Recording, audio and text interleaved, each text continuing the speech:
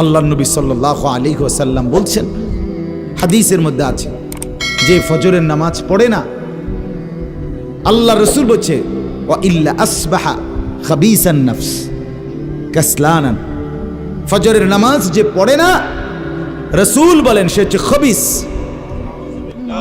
খবিস, এটা খবিস তুই বেটা। এই তোমরা যারা ফজরের নামাজ পড়ো না, খবিস তুই বেটা, খবিস।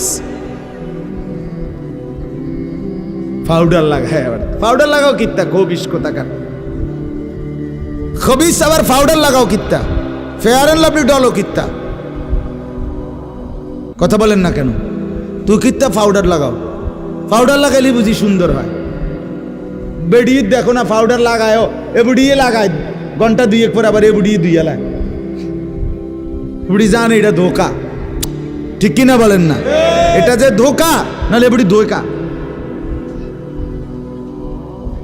মেকআপ বক্স ধোকা আবার লাগাইয়া সেরা, এটা ধোকা, এটা আসল না, এটা নকল।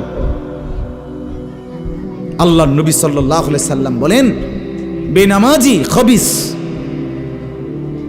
আর নবীজি হাদিসে আছে, বাথরুমে ঢুকতে, পেশাব পায়খানায় ঢুকতে নবীজি খবিস থেকে পানাহ চাইতেন, দোয়া পড়তেন। তো এই দোয়ার অর্থ কি? আল্লাহ আমি খবিস থেকে কি চাই?